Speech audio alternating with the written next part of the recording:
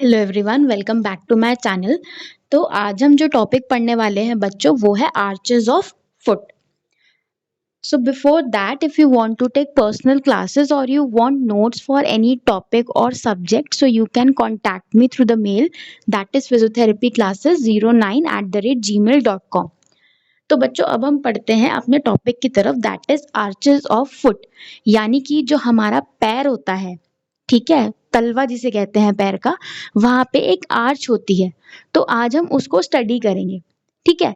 But उससे पहले हमें पता होना चाहिए कि आर्च इस वर्ड का मतलब क्या है। सबसे बेसिक से शुरुआत करेंगे हम कि हम उस वर्ड के मतलब को ही जानेंगे। तो आर्च क्या होता है? आर्च मतलब एक कर्व्ड स्ट्रक्चर, यानी कि एक घुमावदार स्ट्रक्चर। ये क्यों होता है? ताकि इसके ऊपर जो वेट आता है ना बच्चों, ये आर्च उस वेट को सपोर्ट करने में हेल्प करता है। जैसे कि आपने देखा होगा, इस फोटो में भी दिखाई दे रहा है कि जैसे कोई ब्रिज को या फिर बिल्डिंग का कोई ऊपर वाला पार्ट है, उसको सपोर्ट करने के लिए एक कर्व स्ट्रक्चर दे दिया जाता है, उसे हम कहते हैं आर्च। सिमिलरली क्या होता है बच्चों, अगर आप अपने पैरों में देखोगे तो जो नीचे का सोल है, यानी कि जो तलवा है पैर का, उसके उसके ऊपर भी एक कर्व्ड स्ट्रक्चर बना हुआ है। मतलब आपका पैर पूरा फ्लैट नहीं होता, ठीक है, उसमें थोड़ा कर्व होता है। तो उस कर्व को हम कहते हैं आर्च ऑफ फुट, ठीक है। जैसे कि इस इमेज में आप देख रहे हो कि ब्लू बॉक्स के अंदर वो हाईलाइटेड है कि जो पैर है उसका पूरा हिस्सा आपकी जमीन से टच नहीं हो रहा, कुछ हिस्सा हवा में ऊपर की तरफ उठा हुआ है। तो इसको हम कहते हैं आर्च ऑफ फुट। और ये हमारी जो आर्च होती है बच्चों, ये दोनों पैर में प्रेजेंट होती है। ऐसा नहीं कि सिर्फ एक पैर में होगी। नॉर्मल कंडीशन के अंदर अगर आप बिल्कुल फिट एंड फाइन हो, तो ये आर्च, जो ये घुमावदार हिस्सा है, कर्व्ड हिस्सा है, ये आपके दोनों पैरों में होना चाहिए, ठीक है।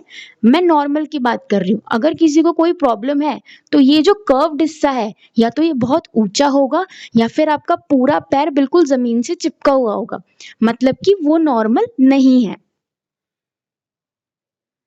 देखो, अब नॉर्मल आर्च दिखाई गई है एक इमेज के अंदर कि उसके अंदर कर्व बना हुआ है। अब आप राइट हैंड साइड पे देखोगे तो जो फोटो है, इसका जो पैर है इस पेशेंट का, उसका जो पैर है वो बिल्कुल जमीन से टच हो रहा है। बीच में कोई भी कर्व नहीं है, यानी कि बीच में कोई भी आर्च नहीं है, मतलब इट इज एबनॉर्मल, ठीक है। ये चीज नॉर्मल में काउंट नहीं होगी। क्यों? क्योंकि आर्च नहीं है वहां पे, ठीक है। तो यहाँ तक आपको अब समझ आ गया होगा कि आर्चेस ऑफ फुट हम किसको कहते हैं, आर्च क्या चीज होती है, ठीक है। तो अब बच्चों, आर्चेस ऑफ फुट में हम अब धीरे धीरे डिटेल में पढ़ेंगे अंदर। तो उससे पहले आपको नॉर्मल एक एनाटॉमी जो होती है फुट की, बोन की, वो पता होनी चाहिए कि किस किस तरीके से हमारे पैर के अंदर जो बोन्स हैं, टार्सल्स, मेटाटार्सल्स, ये कैसे कैसे अरेंज होते हैं, ये सब आपको पता होना चाहिए। तो इस इमेज से आपको क्लियर हो गया होगा कि हमारी 8 टार्सल बोन्स होती हैं, ठीक है, जो मिलके जॉइंट्स बनाती हैं। फिर ये जो 8 टार्सल्स हैं, ये आगे मेटाटार्सल्स के साथ अटैच होती हैं, जो कि मेटाटार्सोफेरिंजियल जॉइंट बनाती हैं आगे विद द फेलेंजेस, राइट। अब बच्चों, ये जो मैंने आपको आर्च दिखाई थी पैर के अंदर, यानी कि जो वो कर्व स्ट्रक्चर था, अब हम इसकी एनाटॉमी में घुसते हैं, ठीक है। तो एनाटॉमिकली हमने क्या किया है, इस आर्च को दो हिस्से में डिवाइड किया है, ठीक है। एक है लॉन्गिट्यूडनल आर्च और एक है transverse arch, right. Longitudinal arch को भी फिर हमने दो में डिवाइड किया, मीडियल और लेटरल, और ट्रांसवर्स को हमने डिवाइड किया एंटीरियर और पोस्टीरियर। अब ये देखो बच्चों, ये है हमारी लॉन्गिट्यूडनल आर्च, ठीक है। हमने सबसे पहले पढ़ा कि हमने दो में डिवाइड किया, लॉन्गिट्यूडनल और ट्रांसवर्स। अब हम सबसे पहले देखते हैं लॉन्गिट्यूडनल आर्च कौन सी होती है, यानी कि वो वाली आर्च जो हमारे पैर को लॉन्गिट्यूडनली डिवाइड कर रही है, ठीक है। लॉन्गिट्यूडनल वर्ड से ही आप समझ गए होंगे लॉन्गिट्यूडनल का मतलब क्या होता है। इस तरीके से वो हमारे पैर को डिवाइड करेगी लॉन्गिट्यूडनल पोजीशन में। अब देखो बच्चों, जैसे आपका पैर है, जैसे मैंने इस इमेज में दिखा रखा है कि लॉन्गिट्यूडनल आर्च जब डिवाइड हो रही है, यानी कि वो ऊपर पैर के उंगलियों से लेके पीछे जो आपकी एड़ी है, ठीक है, वहां तक एक लाइन, इमेजिनरी लाइन समझो आप, ठीक है। अगर मैं इसको बीच में, पैर को अपने बीच में से ऐसे काटूं, ठीक है। तो एक आपका राइट हैंड साइड का हो जाएगा, एक आपका लेफ्ट हैंड साइड में पैर डिवाइड हो जाएगा इमेजिनरी लाइन के थ्रू, जैसे मैंने यहाँ पे पिंक कलर की लाइन से दिखा रखा है। तो इसमें आपका एक हिस्सा लेफ्ट साइड का हो गया, एक हिस्सा राइट साइड का डिवाइड हो गया। ठीक है। तो हमने इसको क्या नाम दे दिया, मीडियल और लेटरल लॉन्गिट्यूडनल आर्च। तो आपको ये रटने की भी जरूरत नहीं पड़ेगी कि लॉन्गिट्यूडनल आर्च जो है वो लेटरल और मीडियल में डिवाइड करेगी। ये बहुत अंडरस्टूड सी बात है कि अगर लॉन्गिट्यूडनल आर्च है, आपका पैर अगर मैं टोस से लेके पीछे एड़ी तक अगर उसमें एक इमेजिनरी लाइन ड्रॉ करूँ स्ट्रेट, तो वो दो हिस्सों में ही बांटेगी पैर को, लेफ्ट और राइट। अब जो हिस्सा बॉडी की मीडियल साइड की तरफ है उसे हम कहेंगे मीडियल लॉन्गिट्यूडनल आर्च, और जो हिस्सा बाहर की तरफ है उसे हम कहेंगे लेटरल लॉन्गिट्यूडनल आर्च। तो ये तो बेसिक टर्मिनोलॉजी है जो हम मेडिकल लैंग्वेज में यूज करते हैं, मीडियल और लेटरल। ठीक है। तो इसमें कोई कंफ्यूजन नहीं रहेगा आपको कि जो लॉन्गिट्यूडनल आर्च है वो हमेशा मीडियल और लेटरल ही होगी, और इस इमेज से आपको अच्छे से वो क्लियर हो गया होगा। अब आते हैं बच्चों देखो ट्रांसवर्स आर्च में। अब हमने दो क्लासिफिकेशन पढ़ी थी कि हम आर्चेस ऑफ फुट को दो हिस्सों में डिवाइड करते हैं, लॉन्गिट्यूडनल और ट्रांसवर्स। तो लॉन्गिट्यूडनल तो अभी हम पढ़ के ही आए हैं। ठीक है। अब ट्रांसवर्स क्या है बच्चों, ये देखो कि उसने पैर को आगे और पीछे वाले हिस्से में डिवाइड किया, यानी कि एंटीरियर और पोस्टीरियर। अब इसमें जो वो लाइन है वो कहाँ से जा रही होगी, आपके पैर के मेटाटार्सल्स के बीच में से क्रॉस करती हुई जाती है। ठीक है। तो इसलिए इसका नाम ट्रांसवर्स है कि ये ट्रांसवर्सली आपके पैर को डिवाइड कर रही है। दो ये एक इमेजिनरी लाइन है, असलियत में पैर में ऐसी कोई लाइन नहीं होती। ठीक है। बट क्लासिफिकेशन के लिए और बायोमैकेनिक्स में आपको इसकी अंडरस्टैंडिंग समझ आएगी, तो हमने इसको डिवाइड किया है ट्रांसवर्स आर्च में। अब देखो बच्चों, अब मैंने ट्रांसवर्स आर्च अगर डिवाइड कर रही है पैर को, तो ऑब्वियसली एक आगे का हिस्सा होगा और एक पीछे का हिस्सा होगा। आगे वाले हिस्से को क्या कहते हैं मेडिकल लैंग्वेज में, एंटीरियर, और पीछे वाले हिस्से को क्या कहते हैं, पोस्टीरियर।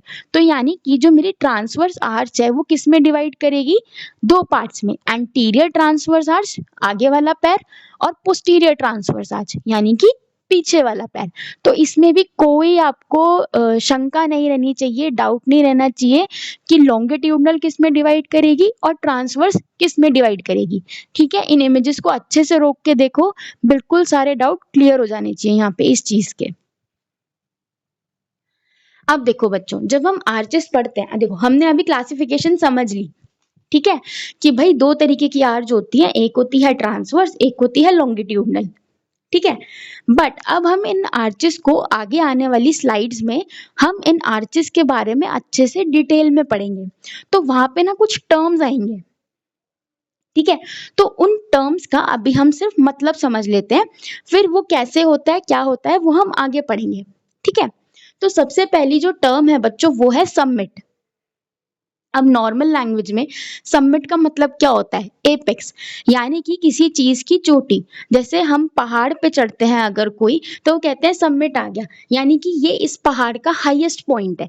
तो submit is the highest point, apex, पहाड़ की चोटी।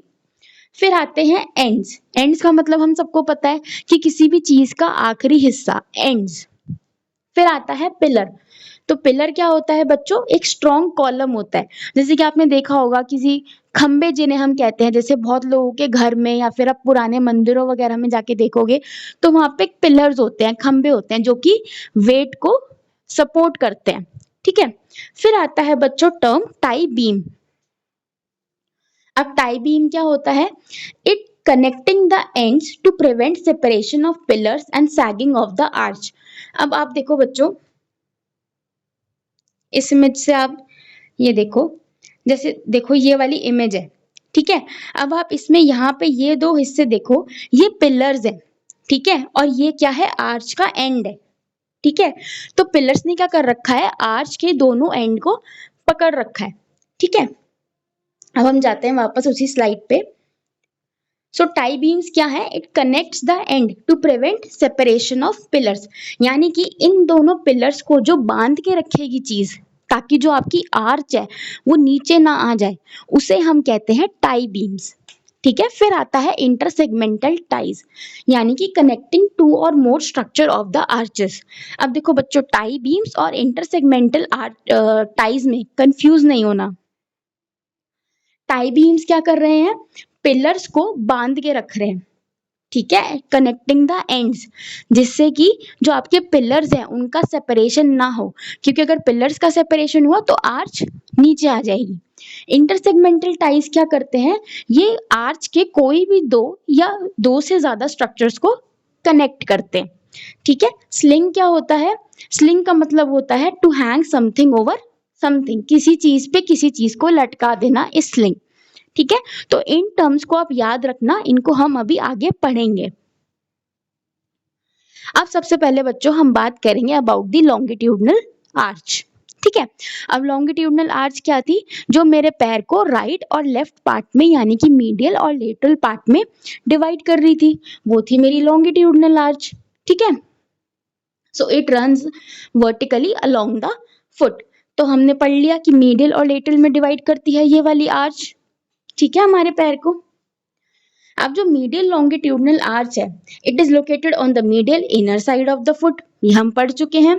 It is more prominent than lateral longitudinal arch, और जो लेटरल लॉन्गिट्यूडनल आर्च है वो लेटरल यानी कि outer side of the feet पे हमें देखने को मिलती है, और ये लेस प्रोमिनेंट है as compare to medial longitudinal arch.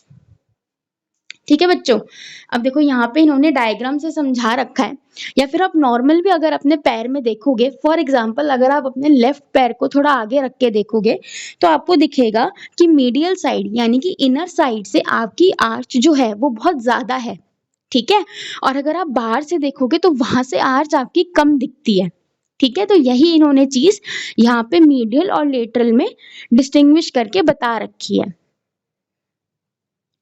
अब features of medial and lateral longitudinal arch, अब हम इनकी कैरेक्टरिस्टिक्स की बात करेंगे। यहाँ पे ध्यान रखना बच्चों, हम कौन सी आर्च की बात कर रहे हैं, लॉन्गिट्यूडनल आर्च की। ठीक है, तो जो मीडियल वाली होती है ये हायर होती है, हमने अभी देखा, और जो लेटरल वाली होती है वो लोअर होती है। जो मीडियल आर्च है वो मोर मोबाइल है, रेजिलियंट है और शॉक एब्जॉर्बर है। शॉक एब्जॉर्बर क्यों है, क्योंकि ये यहाँ पे ज्यादा प्रोमिनेंस में है। तो जो जहाँ पे ज्यादा अच्छी आर्च होगी वहां पे आपका ज्यादा अच्छा शॉक एब्जॉर्ब होगा, ज्यादा अच्छा वेट वो विथस्टैंड कर पाएगी एज कंपेयर टू वो एरिया जहाँ पे आर्च कम होगा। क्यों, क्योंकि आर्च का काम ही क्या है, वेट को सपोर्ट करना।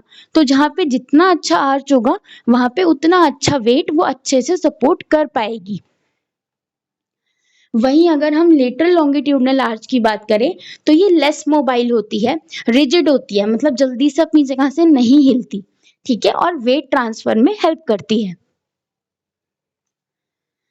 अब हम बात करते हैं बच्चों एंटीरियर एंड पोस्टीरियर एंड की। अब याद करो हमने अभी टर्मिनोलॉजी पढ़ी थी एंड, यानी कि दो हिस्से। अब देखो अगर हम कोई रस्सी पकड़ते हैं, ठीक है, या फिर अगर आप पेन पेन पेन से आप लिखते हो, ठीक है, तो अगर आप पेन को पकड़ो तो पेन का एक आगे वाला हिस्सा होता है, एक पीछे वाला हिस्सा होता है, तो उनको हम कहते हैं एंड्स। ठीक है, तो आगे वाले हिस्से को हम क्या कहेंगे, पेन का एंटीरियर एंड, और पीछे वाले हिस्से को क्या कहेंगे, पोस्टीरियर एंड। सेम जो हमारी बच्चों पैर की आर्च होती है उसका भी एक एंटीरियर एंड होता है। ठीक है, यानी कि आगे की तरफ से आर्च कहाँ खत्म हो रही है, और पोस्टीरियर एंड का मतलब कि पीछे वाले हिस्से पे आर्च कहाँ खत्म हो रही है। तो अगर मैं इस डायग्राम में भी आप देखते चलो, अगर मैं मीडियल लॉन्गिट्यूडनल की बात करूं, ठीक है, तो उसमें जो एंटीरियर एंड है वो कहाँ होगा, head of first second and third metatarsal bone, और पोस्टीरियर एंड कहाँ होगा, over the medial tubercle of the calcaneum. और अगर वहीं लेटरल लॉन्गिट्यूडनल आर्च की बात करी जाए तो एंटीरियर एंड कहाँ होगा, head of fourth and fifth metatarsal bone, जो कि आपको ब्लू बॉक्स में दिख जाएगा। और पोस्टीरियर एंड कहाँ होगा, लेटरल ट्यूबरकल ऑफ कैल्केनियम। ठीक है, तो ये मीडियल और लेटरल लॉन्गिट्यूडनल आर्च की एंड्स हो गए। ठीक है, फिर आता है सबमिट। अब सबमिट की हमने क्या डेफिनेशन पढ़ी थी, यानी कि जो हाईएस्ट पॉइंट है आर्च का, एपेक्स जिसे हमने कहा था, वो क्या है, superior articular surface of talus, यानी कि जो टैलस की सुपीरियर सरफेस है वो मीडियल लॉन्गिट्यूडनल आर्च का क्या है, सबमिट है। और जो superior surface of calcaneum at the level of the sub taller joint, जो कि येलो बॉक्स में दिखा रखी है आपको, वो लेटरल लॉन्गिट्यूडनल आर्च का समिट है, यानी कि लेटरल लॉन्गिट्यूडनल आर्च का हाईएस्ट पॉइंट है। अब बच्चों हम बात करते हैं पिलर की, तो सेम एंटीरियर पिलर है और पोस्टीरियर पिलर है। मीडियल लॉन्गिट्यूडनल आर्च में एंटीरियर पिलर क्या है? Talus, navicular, 3 cuneiform and 1 to 3 metatarsal, जिसको कि नीचे वाली इमेज में रेड लाइन से दिखा रखा है। देन लेटरल लॉन्गिट्यूडनल आर्च में एंटीरियर पिलर कौन सा है? Cuboid and 4th and 5th metatarsal, जिसको कि ग्रीन लाइन से डिनोट कर रखा है ऊपर वाले बॉक्स में। Then posterior pillar for medial longitudinal arch कौन सा है? मीडियल हाफ ऑफ कैल्केनियम, जो कि येलो लाइन से दिखा रखा है। लेटरल लॉन्गिट्यूडनल आर्च में पोस्टीरियर पिलर क्या है? लेटरल हाफ ऑफ कैल्केनियम, जो कि ब्लू लाइन से दिखा रखा है। यानी कि जो ऊपर वाली इमेज है वो आपकी लेटरल लॉन्गिट्यूडनल आर्च की है, और जो नीचे वाली इमेज है उसमें आपको मीडियल लॉन्गिट्यूडनल आर्च का एंटीरियर और पोस्टीरियर पिलर दिखा रखा है।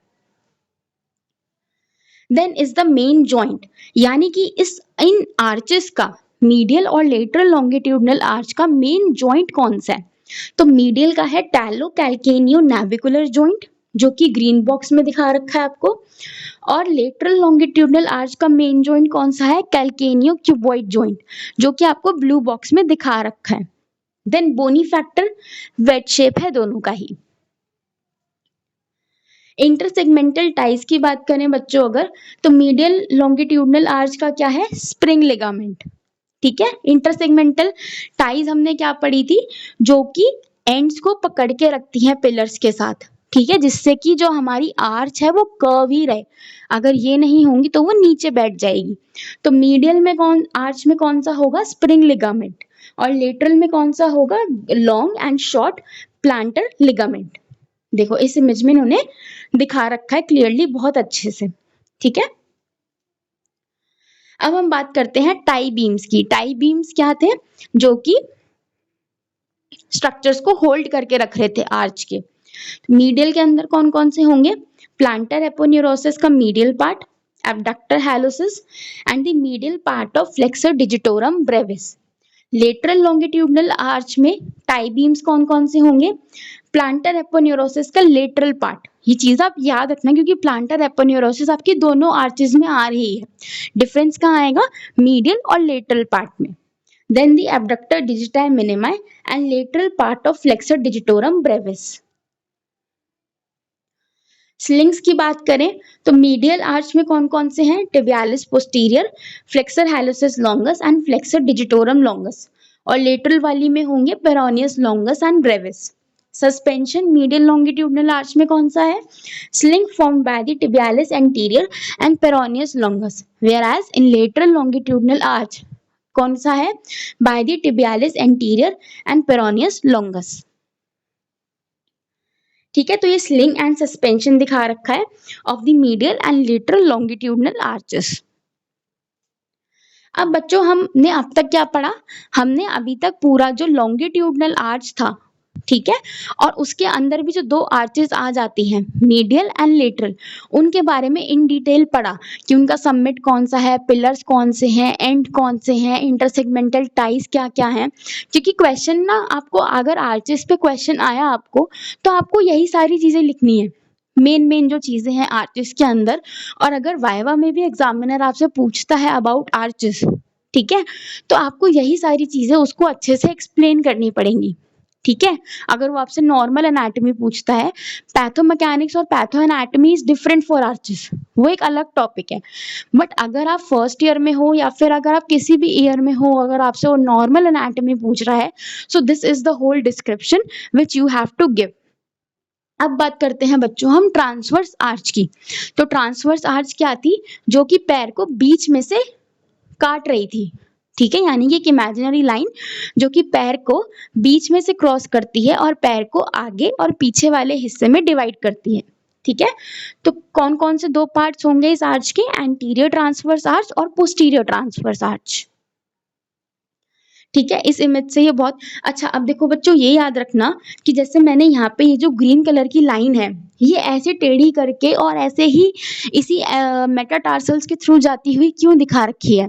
सो इसका एक पर्टिकुलर रीजन है, ठीक है, क्योंकि जो ये आर्चेज हैं, ये इसी तरीके से हमने क्लासिफाई कर रखी हैं। ठीक है, ऐसा नहीं कि इस ग्रीन वाली लाइन को वह मैं टार्सल बोन्स के थ्रू निकाल दूं, नहीं, वो चीज गलत हो जाएगी। क्यों? क्योंकि जो इसके नीचे का हिस्सा है, वो हिस्सा पूरा पोस्टीरियर आर्च का है, और जो आगे वाला हिस्सा है, उतना ही हिस्सा एंटीरियर आर्च का है। ठीक है, तो अपने मन से डिवीजन नहीं लगाना कि एंटीरियर में जो जो लाइन है वो कहीं से भी निकाल दो तो आगे वाला एंटीरियर, पीछे वाला पोस्टीरियर, नहीं। आपको याद रखना पड़ेगा कि एंटीरियर वाले हिस्से में ये चीजें हैं, पोस्टीरियर वाले हिस्से में ये चीजें हैं। Same goes with the transverse arch, क्योंकि अब आप याद करो कि हमने कहा था फोर्थ एंड फिफ्थ वाले जो मेटाटार्सल हैं, वो हमारे लेटरल लॉन्गिट्यूडनल आर्च में आ रहे हैं, और फर्स्ट सेकंड थर्ड हमारे किस में आ रहे हैं, मिडिल लॉन्गिट्यूडनल आर्च में। ठीक है, तो इन चीजों का हमें ध्यान रखना है। हम जो ये इमेजिनरी लाइन ड्रॉ कर रहे हैं, ये इमेजिनरी तो है, पर हमें अपने मन से ड्रॉ नहीं करनी। ठीक है, जिस हिसाब से क्लासिफिकेशन करी गई है, उसी हिसाब से ड्रॉ करो। ठीक है, तो आपको याद रहेगा, या फिर इस इमेज को अच्छे से अपने दिमाग में बैठा लो। इसीलिए मैंने ये इमेजेस स्पेशली बनाई है, इसलिए ताकि कोई कंफ्यूजन ना रहे। ठीक है, so this is the transverse arch. इन्होंने काट के ही दिखा दिया है पैर, ताकि आपको और अच्छे से समझ आ जाए। ठीक है, अब इन्होंने भी नोटिस करो, मेटाटार्सल्स के थ्रू ही काट के दिखाया है पैर, टार्सल्स बोन के या फैलेंजेस के थ्रू नहीं काट के दिखाया। ठीक है, तो इस चीज को याद रखना। अब एंटीरियर ट्रांसवर्स आर्च क्या है, located on the front side, anterior side of the foot, और ये मोर प्रोमिनेंट है, कंप्लीट आर्च है। अब ट्रांसवर्स आर्च के लॉन्गिट्यूडनल आर्च के अंदर कौन सी थी प्रोमिनेंट वाली, मीडियल वाली, और यहाँ पे कौन सी है प्रोमिनेंट, एंटीरियर वाली। जो पोस्टीरियर ट्रांसवर्स आर्च है, ये ऑब्वियसली बैक साइड की तरफ लोकेटेड है, तभी इसका नाम पोस्टीरियर ट्रांसवर्स आर्च है। It is less prominent and it is incomplete arch. अब कैरेक्टरिस्टिक्स की बात करें, तो जो एंटीरियर आर्च है, ये कंप्लीट है, इसलिए इसका शेप कैसा है, round shape, and vice versa also. इसका राउंड शेप है, इसलिए इसे कंप्लीट आर्च कह देते हैं। जो पोस्टीरियर आर्च है, वो इनकम्प्लीट आर्च है। इसका मतलब क्या हुआ कि उसका राउंड शेप तो नहीं होगा, क्योंकि अगर राउंड शेप को हम कंप्लीट कह रहे हैं, तो इनकम्प्लीट आर्च की तो राउंड शेप नहीं हो सकती। तो इसकी क्या शेप है, हाफ डोम शेप है। ठीक है, रेज्ड मीडियली, इसको हम वेज शेप भी बोल सकते हैं। अब फॉर्मेशन, ठीक है, तो बच्चों जो एंटीरियर ट्रांसवर्स आर्च है, इसमें क्या क्या आता है, head of first to fifth metatarsal, यानी कि हेड वाला हिस्सा। पोस्टीरियर ट्रांसवर्स आर्च में क्या आ जाता है, base and shaft of metatarsal, three cuneiform and the navicular bone. ठीक है, तो इस इमेज में आपको बहुत अच्छे से डिफरेंशिएशन दिख रहा है between the anterior and posterior transverse arch. Tie beams क्या क्या होंगे, एंटीरियर में adductor hallucis and deep transverse metatarsal ligament, posterior arch में flexor hallucis brevis, intertarsal ligament and tarsometatarsal ligament. देखो इस इमेज में, ठीक है, tie beam, these are the tie beam of the anterior transverse arch. बेटा anatomy को जितना images से देख के याद करने की कोशिश करोगे ना, उतना ज्यादा बेटर है। अगर ऐसे सिर्फ लिख लिख के और ऐसे सिर्फ थ्योरी कर करके याद करोगे, तो it will become very difficult for you, चीजें भूल ही जाओगे। ठीक है, क्योंकि जितना आप देख के याद रख पाते हो, उतना आप सुन के या उतना आप किसी चीज को याद करके याद नहीं रख पाओगे। ठीक है, तो ये जो इमेजेस मैं आपको दिखा रही हूँ ना, इनको अपने दिमाग में बैठाने की कोशिश करो। ठीक है, and these are the tie beam for the posterior transverse arch. फिर अगर हम स्लिंग्स की बात करें, तो एंटीरियर में और पोस्टीरियर में सेम ही स्लिंग है, that is peroneus longus and tibialis posterior. तो ये रहे स्लिंग। ठीक है, फिर आते हैं एंटीरियर ट्रांसवर्स आर्च में स्लिंग कौन सा है, और दूसरा डोर्सल इंटरओशियस मसल, एंड पोस्टीरियर में भी डोर्सल इंटरओशियस मसल। अब बच्चों हम बात करते हैं about the function of arches. अब ये हमने यहाँ तक क्या है, नॉर्मल एनाटॉमी जो थी आर्चेस की, वो अच्छे से पढ़ ली है। ठीक है, तो अगर आपको कोई भी normal anatomy of the arches पूछे, आर्चेस ऑफ फुट पूछे तो आपको एज इट इज ये सारी चीजें उसके अंदर मेंशन करनी जरूरी है। ठीक है, अब इनके फंक्शन क्या होता है, तो एक तो हमने वीडियो की स्टार्टिंग में ही देखा था कि वो क्या करता है, वेट को लेने में हेल्प करता है। ठीक है, सो दूसरा फंक्शन क्या है इसका, it act as a lever to propel the body forward in walking, running और जंपिंग।